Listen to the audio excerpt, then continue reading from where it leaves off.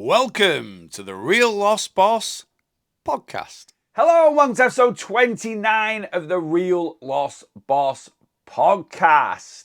What is a healthy, balanced diet? Yes, that is what we're going to discuss in this episode. It's been a couple of weeks since I've done a podcast. Life has just took over a little bit. But anyway, here we are. Now, this is just my own honest opinion on what I feel a healthy, balanced diet is. There is some science and controlled studies to back up quite a bit of what I'm saying, but some of it is just down to my own personal experience. And I'm kind of doing this podcast because there just seems to be so much demonization of food. Certainly on social media, there seems to be a massive blow up where people are promoting don't get me wrong, there's always been some weird and wonderful, crazy fad diets out there. But there seems to be a massive trend at the moment, and I've talked about it before, of people going around supermarkets, really, getting into food. A certain influencer recently has compared eating Cocoa Pops to ant poison.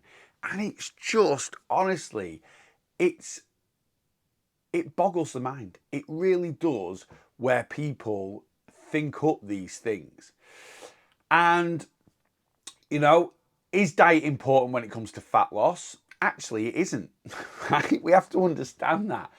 Well, I say it isn't. It's a bit of not a touchy subject. It's a bit of a contentious one. Is that even a word? I don't know. Anyway, basically, the only way we lose body fat is by consuming less calories than we burn. And it really doesn't matter what we consume. And I get loads of comments on my social media posts, loads of private DMs as well. So I can eat carbs while losing weight. How do you lose weight eating that? I thought, if we raise our blood sugars, it stops fat loss. And it's all a load of absolute nonsense. If you consume less calories than you burn, you lose body fat. It is that simple. And if you're currently not losing body fat, it's because you're not consuming less calories than you burn. And we have to look at that over a period of time. Again, I get loads of people on social media. I've been in a calorie deficit and I've not seen any change on the scales. How long have you been doing it for? 4 days. A watched kettle never boils. So you've got to give it some time. But yeah, that's it. Now, should you? That is the big question.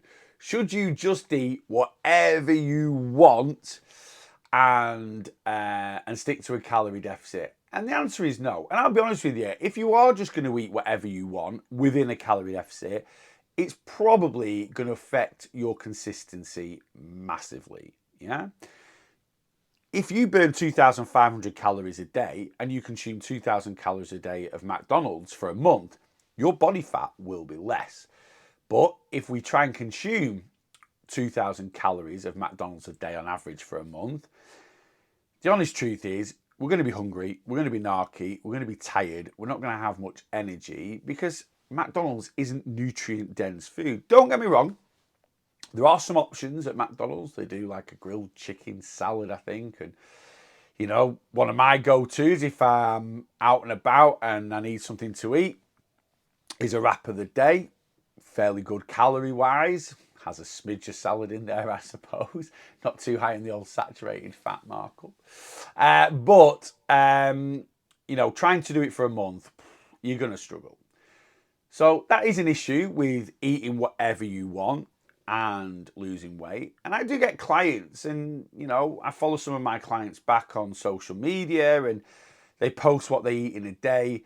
And a lot of people, they aren't willing to change their overall diet. So let's say, for example, you normally have Frosties for for breakfast in the morning, right?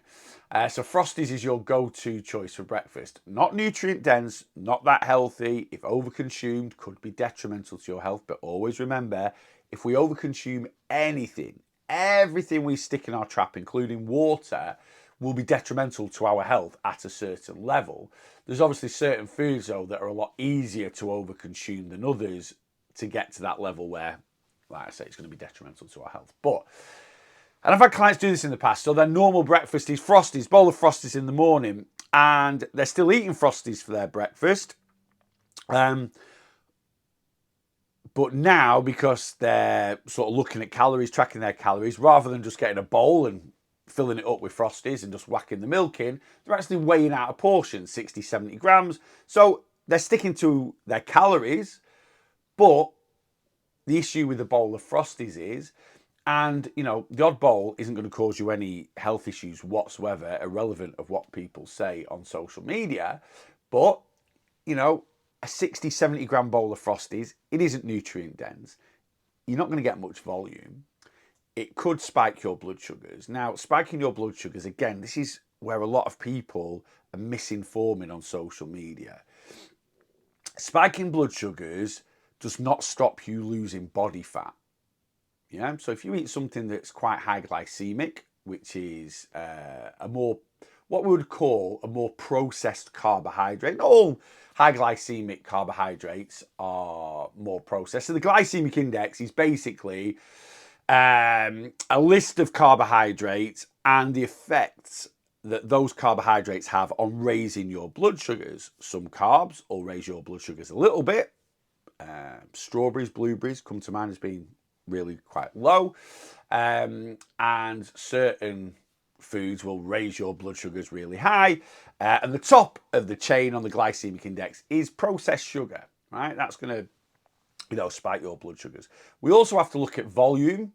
So if you ate a couple of kilos of strawberries, although they're low glycemic, that's going to raise your blood sugars more than probably having a teaspoon of sugar. Now, raising your blood sugars, even raising your blood sugars quite high, is not detrimental to your health, irrelevant again of what people say. It's a natural response from the body because blood glucose is our preferred energy source. We then release a hormone called insulin that takes that blood glucose into our body, and that is stored as glycogen in our skeletal muscle, liver, or brain, and it's used as energy. It's that simple, and that whole process does not stop us losing body fat. If we are consuming less calories than we burn, we lose body fat. Now, the issue with spiking blood sugars, I am talking from a non-diabetic point of view. Obviously, if you are pre-diabetic, type 2 diabetic, and I will do a podcast on diabetes in the near future, you might need to be a little bit, and this is for health, this isn't for fat loss, this is for health, you might need to be a little bit more specific with your diet. But for most people, and that is most people, you know, diabetes is a big issue in the UK, don't get me wrong.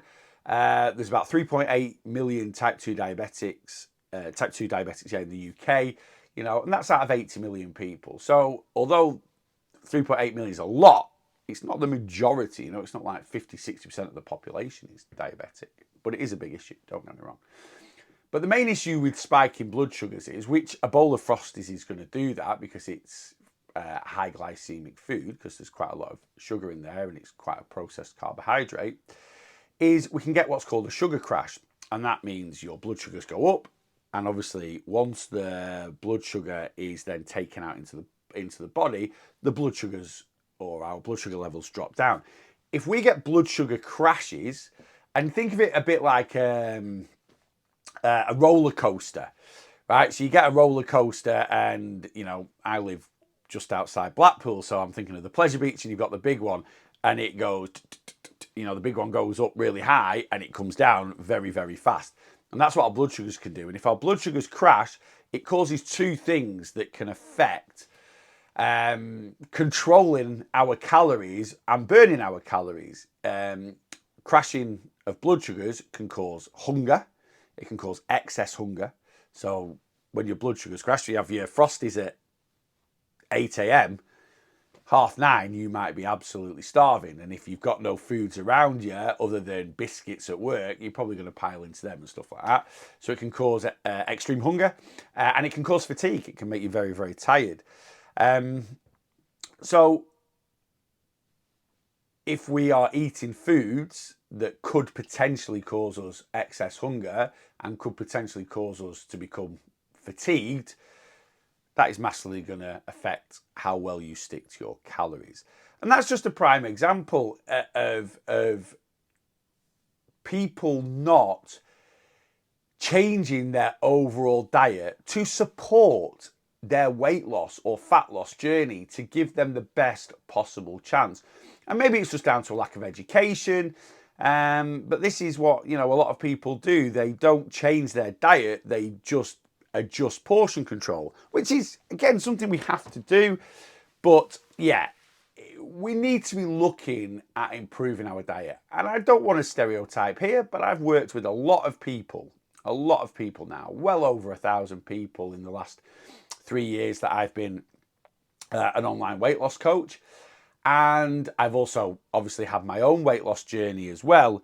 And I found that, the clients of mine that work on changing, obviously, their overall lifestyle. So there is kind of a package that needs putting together here.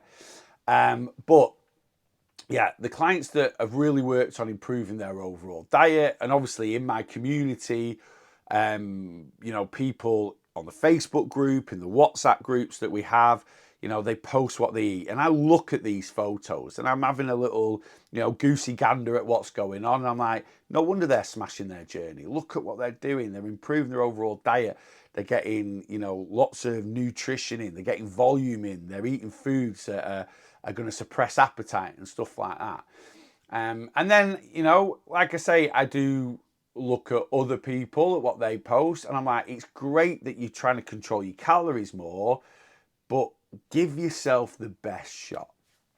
So this podcast, I'm going to discuss what I feel an overall healthy, balanced diet is. And this is kind of the way I've looked at food and what I've, kind of structured my diet around since starting my weight loss journey in 2014. And obviously, a good amount of what I'm saying is backed up by science. Yeah. And I'm talking a little bit from my own experience as well. And not only has the way I've eaten allowed me to control my calories to the point where I've been in a calorie deficit more often than not in the last 10 years, if I'm being honest. And that's what's allowed me to lose 250 pounds. But it's also had a lot of other effects on me personally in terms of health. And I don't go to extremes. I never have done. And again, all these people that are promoting extremes, they do it on purpose to get clicks and likes and views. And, controversial opinions will always get more attention than the truth will. But yeah, obviously I've lost a good amount of weight, but over the last 10 years, I've been on and off, or I was on and off antidepressants from being 19 up to starting my weight loss journey. I've never touched an antidepressant since January 2014. I was really struggling with my mobility. I had a lot of aches, a lot of pains. Don't get me wrong, I've got rheumatoid arthritis and psoriatic arthritis, so I still suffer with aches and pains, but it has massively improved since. And I'm not saying that all these improvements aren't also down to weight loss, aren't also down to doing some regular exercise, increasing my everyday movement, but I do feel my diet has been one of the biggest contributing factors to all these changes. Other changes, so mental health, much better. Less aches and pains, much better. And I've never gone to an extreme. I'll talk about that throughout this podcast. All these people going on about seed oils are inflammatory. They're not. I consume seed oils all the time. And what I would class as inflammation in my joints has massively improved. Again, I know weight loss will have took pressure off them, this, that, and the other. But there's no science anywhere. Not one controlled study to say something like a rapeseed oil, or as Americans call canola oil, causes inflammation. They just make this stuff up, right? But yeah, inflammation's been much better. Psoriasis, my skin. So I suffer with psoriasis. You might be able to, if you're watching this podcast, not listening to it, I still get little patches around the side of my head, just above my ears. I have one little patch on my arm, and I have a little patch on my stomach. When I was 37 stone, I had 50% body coverage of psoriasis. And there's no cure for psoriasis. There's certain creams that you can put on it that help. And there's not really any sort of, definitive answer of what causes it, but it is kind of linked with obesity, unhealthy diets, alcohol, smoking. There's a few, different bits and pieces that contribute towards it. And yeah, I used to have 50% body coverage, and that's why I wear caps all the time. People always ask me, oh, you've got, oh, I didn't know you had hair. And it just so happens, again, if you're watching this podcast, not listening to it, I don't actually have a cap on. And I've just realised that, to be honest with you, I've just realised it. I do have hair, by the way. But yeah, I wear caps all the time because I used to have psoriasis, and it used to cover my entire scalp, and it used to come halfway down my forehead. And I was obviously very self-conscious about it. So I started wearing caps to cover it up. And it's just sort of stuck. But yeah, I've gone from having around about 50% body coverage of psoriasis on my knees, on the back of my legs, on my elbows, all over my stomach. I used to get it, like I say, all over my scalp, down on my forehead. I used to get it under my eyes. And just, again, exercise, movement, getting hydrated will all have been contributing factors to this clearing up. But I truly believe that the improvement in my overall diet is what's kind of made it, it's not fully disappeared, but like I say, I would say I've probably got 2% body coverage now instead of 50%. So there's been lots and lots of things that have improved for me over the years. And do I, attribute, again, is that a word? Terrible today. Can't speak. But yeah, I do. I think it is a word. Attribute a lot of it. It might not be. Tell me in the comments if it's not. A lot of how my health has improved down to what I eat. Okay, so let's get into it. This is my idea of what I class as a healthy, balanced diet. It's kind of the rules I've followed since starting my weight loss journey. And like I say, it's not only supported my weight loss in terms of it's helped me to control my calories for a number of different reasons, but it's also improved some quite big health issues I had in terms of mental health and physical health. So a very, very common split in the fitness industry is the 80-20 balance. And it just kind of works. And I think if you look at 80-20 in any kind of aspect of life, it's kind of, that is what I class as a healthy balance. 80% of your earnings probably go on mortgage, rent, council tax, gas, electric, car payments, mobile phones, because these are kind of, for a lot of people, the essentials of life. And hopefully, a good few of you are in a situation where 20% of your earnings can be spent on things that, make life really good. Well, I don't mean make life really good, but, well, I do, yeah. The things that you enjoy doing. So some nice trainers, a holiday, And again, there's a little crossover in that, nice trainers might be classed as an essential for a lot of people, especially if you do a lot of exercise. But yeah, it's kind of your disposable income. If you've got 20% of your wage every month as disposable income, obviously I know this is determined by how much you earn, but you're probably going to be living quite a nice lifestyle where you can go out for a meal, like say have a holiday, and so on and so forth. And that's kind of how I've always looked at my overall diet. I want 80% of my diet to be healthy and nutritious. I want it to support my health. I want it to support my weight loss, because the healthier we are,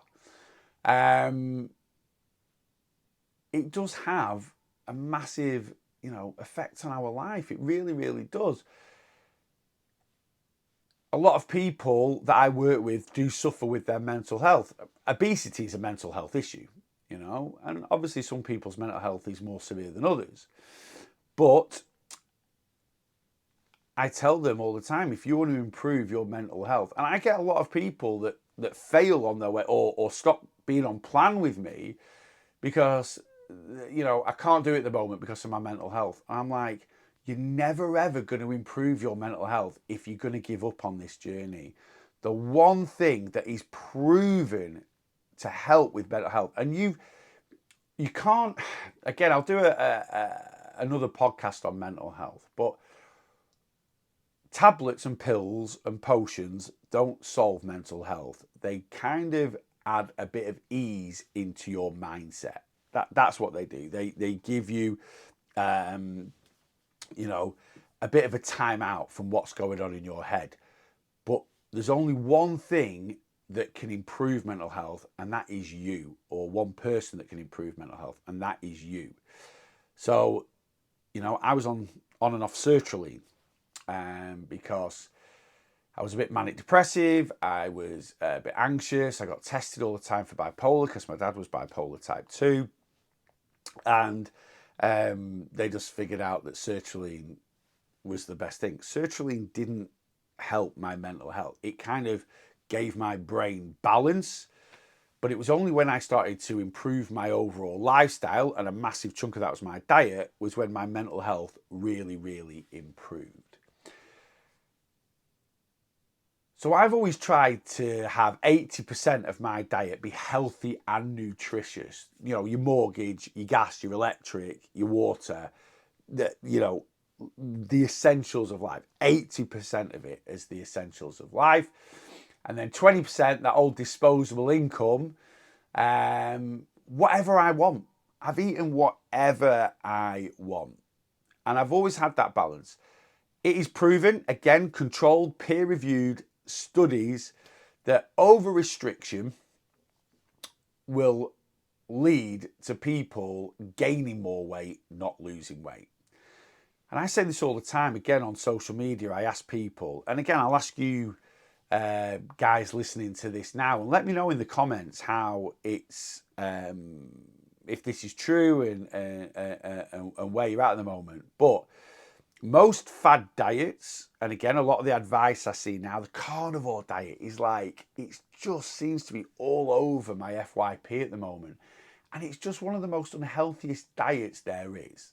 Lots of factors for it, but it's absolutely crazy that people are promoting this. And what's really frustrating about like these extreme diets is the people that are promoting them are making out like it literally cures everything, like every ailment known to man. Right? Now, I know I've talked in this podcast about how improving my overall diet and improving my overall lifestyle has improved certain medical conditions. But some of the things they're claiming is absolutely, it's just madness. But over-restriction, and the carnivore diet for me is one of the most restrictive diets. If you don't know what it is, it's basically a diet of meat, eggs and cheese, right? People push the boundaries a little bit, or meat, eggs and dairy. I have seen people eat, you know, have cream on it, they have butter on it, of course. So it's meat, eggs and dairy, that's it. And the stuff that they claim, the amount of vitamins, minerals, and essential nutrients you're missing out on by not consuming fruits and veggies and fiber is crazy. But also the amount of saturated fat these people are consuming. And, you know, they're saying the industry's lied to you, saturated fat doesn't cause any health issues. Who's lied to? They're like flat earthers. They are like flat earthers. You know, even though the science tells us one thing, you know, proper evidence, and that's what we have to go off, you know.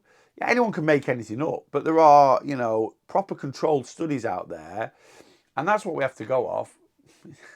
A diet high in saturated fat takes a while, but this is why people in their, you know, 50s, 60s, 70s, could be earlier, but, you know, 50s, 60s, 70s, 80s, you know, have heart attacks, have heart disease, need bypasses.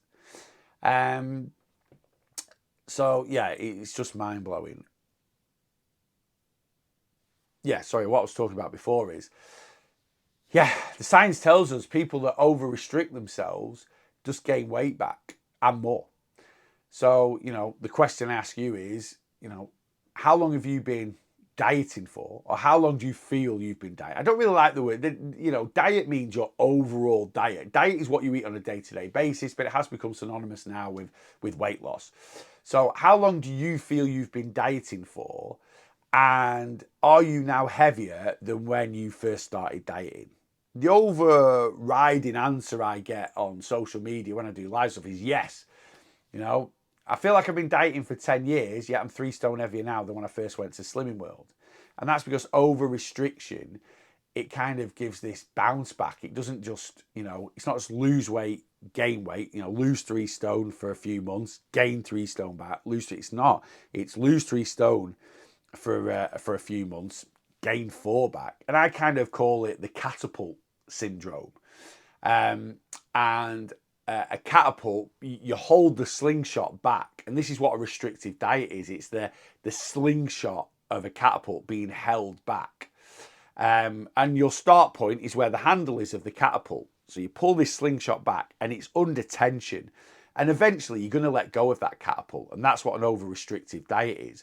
But when you let go of the slingshot on a catapult, it doesn't stop back at the handle.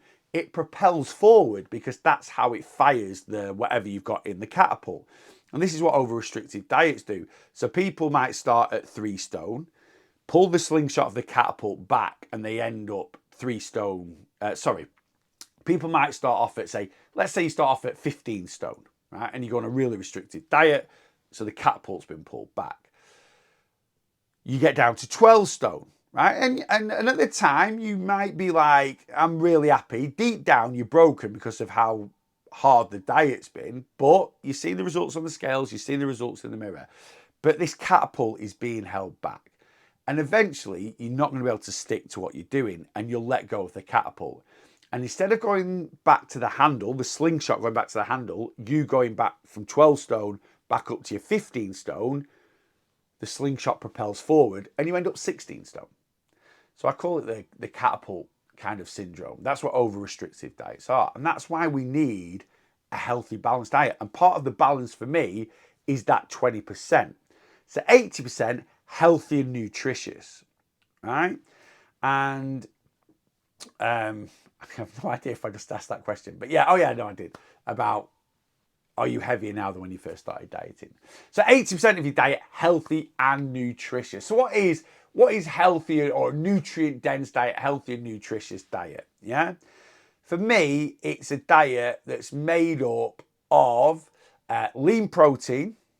So lean protein, examples of that: chicken breast, tin tuna, white fish, prawns, 5% fat mince. You can get pork loin steaks, things like that. Those are lean proteins. Yeah, eggs would fall into that category for me. Eggs do have a bit of fat in them, but it's not, eggs have got good cholesterol in, and the goodness well outweighs anything that might be detrimental to our health in an egg. So I would class that kind of in that lean protein bracket. Fibrous carbohydrates. So fruits and veggies are carbs. They're classed as carbs. So what I class as your fibrous carbohydrates is things like potatoes with the skin on, white and sweet potato with the skin on, wholemeal bread, wholemeal pasta, whole grains, so oats, also like beans, pulses, stuff like that. Those are what I class as fibrous carbs, and they're just really, really good for us. Even if certain, fibrous carbs you've got to look at an overall balance. So I'm thinking, why I'm saying this is, I'm thinking of baked beans. So I did a video a couple of weeks ago where I was talking about baked beans, and a tin of baked beans has about, I haven't got the numbers in front of me. I know the calories. A tin of baked beans is about 350 calories. I think for 350 calories, you get 20 grams of protein and about 15 grams of fiber. Yes, you might get a couple of teaspoons of sugar in there, but the goodness in there well outweighs anything that we might class as detrimental to our health. And remember, the devil is always in the dose. And don't get me wrong, you can get reduced sugar baked beans, so that might be an option for you. But yeah, just because something has a smidge of something that if is quite easy to overconsume that would be classed as unhealthy, it doesn't outweigh the goodness that's in there. But anyway, yeah, fibrous carbohydrates, fruits and veggies. Fruits and veggies do have fiber in as well, and they are carbohydrates, but we kind of put them into a separate bracket. So lots of green leafy veg, any not one person on this world has a health issue or is obese because they've eaten too much fruit and veg. All right, so lots of fruits and veggies in there. Lean or low fat dairy, not lean dairy, lean protein, but low fat dairy. So again, you'll get a lot of people that say 10% fat Greek yogurt is much healthier for us than 0% fat Greek yogurt. No, it's not. There's a lot of myths out there about stuff like that. The fat in dairy is saturated, and if you're on a weight loss journey, obviously if you reduce the fat you are consuming, it is going to help the calories because, again, I only eat 0 fat Greek yogurt. 100 grams of 0 fat Greek yogurt is about 60 calories. I think 10% is over 100 calories, it's nearly double. But again, you're taking out that saturated fat. A lot of people say there's more sugar. No, it's not. Yes, you might get a 0 fat or a low fat Muller Light, and they add a bit of sugar in there to sweeten it up a little bit. But if it's a plain yogurt, the only one you have to watch is Greek style. Always get authentic Greek yogurt, right? Greek style yogurt. It's kind of made in the same way, but it's not. There's like different rules to calling Greek yogurt authentic Greek yogurt, and it has no added sugar in it. It might show that it's got slightly more sugar in it than full fat Greek yogurt, but that's because it'll also have a lot more protein in it because the fat's been removed, right? So you've actually got more yogurt in the 0 fat Greek yogurt. But anyway, yeah, low fat dairy, so you might have low fat cottage cheese, you might have semi-skim milk, you might have skim milk. I can't promote skim milk. I'm from a farming community, and I'd get run out of my village with pitchforks and fire if I promoted skim milk. I have semi-skim milk. Again, the carnivore diet, like promote drink raw milk, eat raw cheese. Pasteurization is one of the best things that has been invented in the 20th, I think I'm going to say it's the 20th century, right? The amount of, and I've drunk milk straight from the cow before, like I say, I'm from a farming community. I'm not a farmer, but I'm from a small village. And yeah, the stuff that is in milk, right, could be very, especially if we're older or we have a weak immune system or something like that. Yeah, it can cause you a hell of a lot of health issues. And we have a local farm shop. I say local, it's about 5 or 6 miles from where I live, called Pemberton's. It's a fantastic farm shop. They actually sell raw milk. And the warnings in there, look, you're buying and consuming this at your own, because a lot of people buy raw milk and then I think they can kind of pasteurize it themselves, or, they might boil it and then make it into desserts or something like that. But yeah, the health warnings on there are like, basically, if you're going to buy this and consume it, it's at your own risk. Again, it's crazy that the amount of people that are promoting people consume it. Buy pasteurized milk, right? It's much better for you. But yeah, semi-skim milk, and then good fats. All right, good fats. So, good fats is your mono and your polyunsaturated fats. There's a lot of stuff out there about, you should have a 1-to-1 balance. You should have more monounsaturated than polyunsaturated. Look, at the end of the day, they're all pretty good for us and much better for us than saturated fats. So those are things like your olive oils, your omega-3 fatty acids that's in salmon and mackerel, your avocado, your nuts, stuff like that. All really good fats. And the majority of our diet should be made up of those. Now, you don't need to, again, these people on social media are just like, yeah, I've got a bit of broccoli, a bit of grilled chicken, 3 scrambled eggs, just as well. I'm like, that is so boring. Where's your seasonings? Where's your, where's your flavorings and all this, that, and the other? So, for example, if you were going to make, a spaghetti bolognese, right?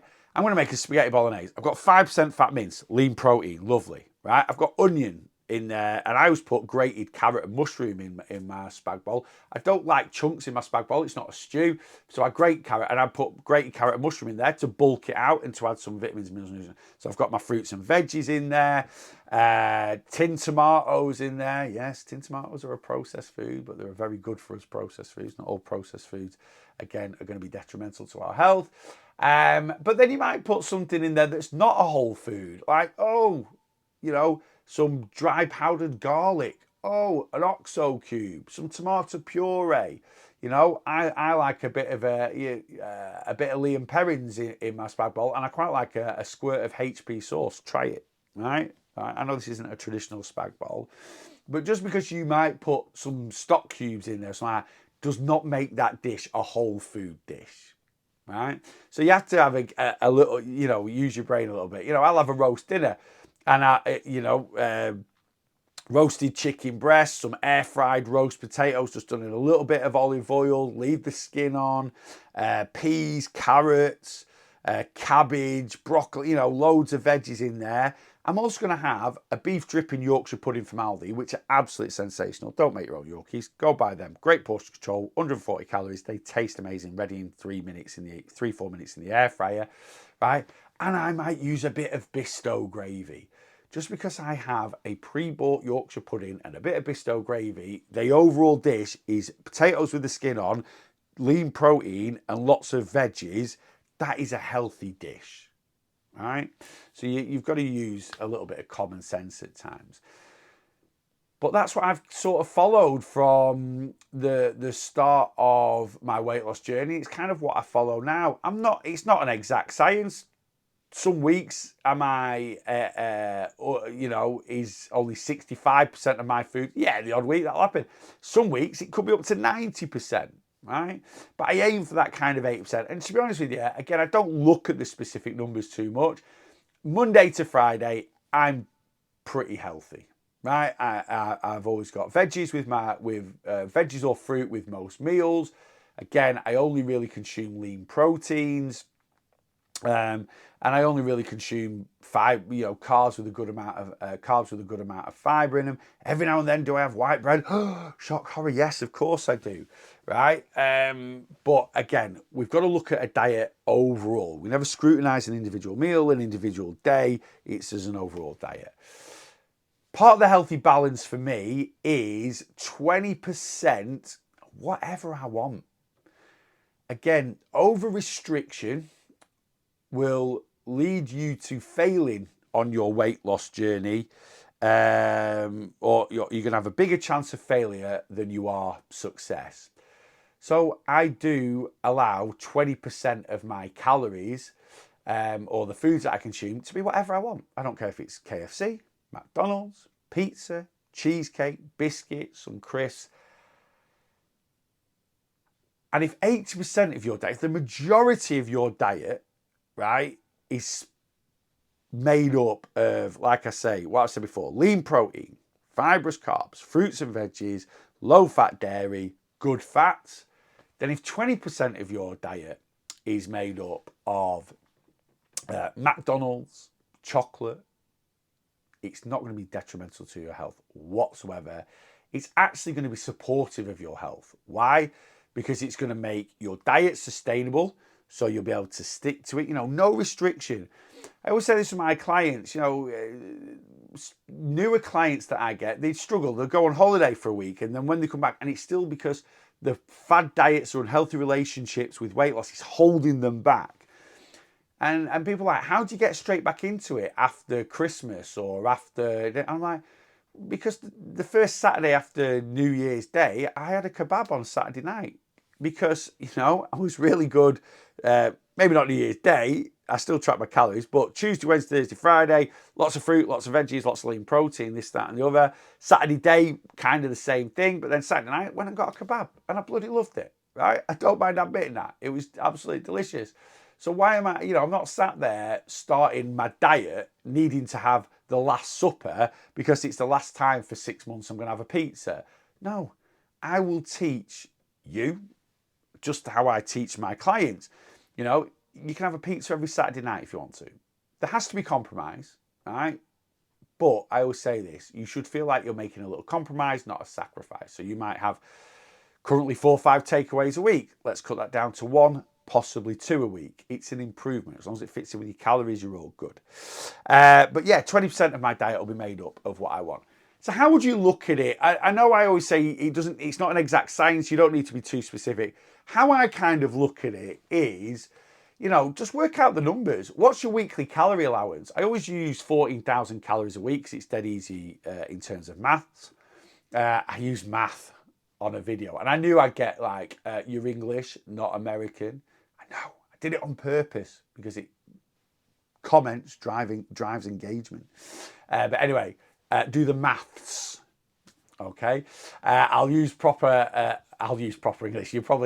I've just listened to your podcast, Neil, for the last 40 minutes or so. The last thing you do up in Lancashire is use proper English. But anyway, there we go. So do the maths. So 14,000 calories a week. What's 80% of 14,000? Around about 11,000, maybe a little bit more. What's 20%? Around about 3,000, maybe a little bit less. So if your calorie allowance is 2,000 calories a day, 14,000 calories over the week, work at 11,000 of your calorie consumption throughout the week. Be healthy and nutritious, and healthy and nutritious doesn't need to be boring food. You can make spaghetti bolognese, very healthy and very nutritious. You can make gammon, egg and chips, very healthy and very nutritious. Something I've always worked on with my eating is making sure that the food I eat is the food I enjoy. I just work on making it a bit more healthier, 37 stone gammon, egg and chips would probably have been, chips done in the chip pan, or actually we never had a chip pan, but like oven chips, massive portion of oven chips, piece of gammon, loads of crispy crackling, 2 fried eggs, mushrooms done in butter, few peas on there, 2 slices of white bread and butter. Sounds absolutely sensational. I'm getting hungry now. Whereas now when I have gammon, egg and chips, it's air fried chips, cut all the fat off the gammon. I'll do 1 very lightly fried egg. I'll put a smidge of oil on and kind of steam it in the pan. Mushrooms done in a smidge of olive oil. Again, peas, no bread and butter. So I'm eating gammon, egg and chips. It's still delicious, and it actually tastes better than the first gammon, egg and chips. Why? Because there's zero guilt. I'm eating this, and it's supporting my health. It's supporting my weight loss rather than being detrimental. But think about that. If your calorie allowance is 2,000 calories a day, 14,000 calories over a week, and most people can achieve that. If you're willing, obviously the bigger you are, the more calories you burn, so the more calories you can consume. But even if you're not that overweight, if you're willing to do a decent amount of movement and you burn a good amount of calories, you could have 14,000 calories a week. And 11,000 of your calories healthy and nutritious, and 3,000 of those calories, spend it on whatever you want. All right? So, let's look at what could 3,000 calories be? Well, a fully loaded box meal from KFC, a fillet burger, 1 piece of chicken, regular fries, gravy, and a Pepsi Max is just under 1,000 calories. So you can have 1 of those. Yeah. A Chinese with the family on a Saturday night might be 1,500 calories. So you can have that as well. And then a chocolate bar is about 250 calories. So you can have 2 chocolate bars. Now you might go, well, that doesn't sound like that. Look, if you're going to lose 4 stone in a year, and every single week you could have 1 KFC box meal, 1 nice Chinese with the family, and a couple of bars of chocolate, I don't think that's too bad. Now, obviously, you could spend those calories however you want to. You might not have takeaways. You might, spend your 3,000 calories on Christian chocolate because that's what you love. Spend them on what you want. Yeah, and that's what keeps the diet sustainable. Obviously, we don't stick to a calorie deficit week in, week out, 52 weeks of the year, so you can have other food freedoms throughout the year as well. But when you are sticking to your ideal allowance, look at that 80-20 kind of split. And that for me is the healthy balance. It really, really is. Healthy, balanced diet. If you go into the doctors and they have like their health plate or whatever it is, I don't actually they still have those in doctors nowadays. You squid and so much of it was protein, and so that's not the balance for me. The healthy, balanced diet is having that little bit of moderation, right? They always say that moderation is key. And if that's the case, and if I look at my week as a whole, because never look at, like, say, individual days, look at your week as a whole. If I look at my week as a whole when it comes to my diet, I'm a lot more unhealthier on a weekend. I'm a lot healthier during the week. That's fine, right? But, during the week, I'll have things like protein porridge, fruit for breakfast, maybe my protein pancakes. Again, protein pancakes, yes, they're a processed food. They're bought from Aldi. Are they detrimental to my health? Absolutely not. Because I combine them with lots of fruit, lots of yogurt, protein powder in the yogurt. The overall dish, again, if the overall dish is healthy, if there's a lot more nutrient-dense foods in that dish than what we might class as non-nutrient-dense foods, it's a healthy dish. All right? Have that balance. Some of you might agree with that, some of you might not. I don't really care, if I'm being honest with you, because all I can go on is that's the way I've always looked at things over the years.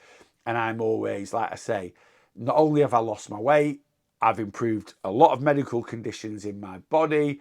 I'm always energetic. I'm never, don't get me wrong, you get tired. There's a difference between energy and tiredness. But, I've always got plenty of energy. I'm always very, very positive. I'm always loving life. So that's kind of where I've got to speak from. And like I say, I've never over-restricted myself. I've always had some sort of takeaway once a week, a couple of beers on a Friday night. I don't always do that now, but I used to do that at the start of my weight loss journey because, again, I didn't want to miss out. Compromise, not sacrifice.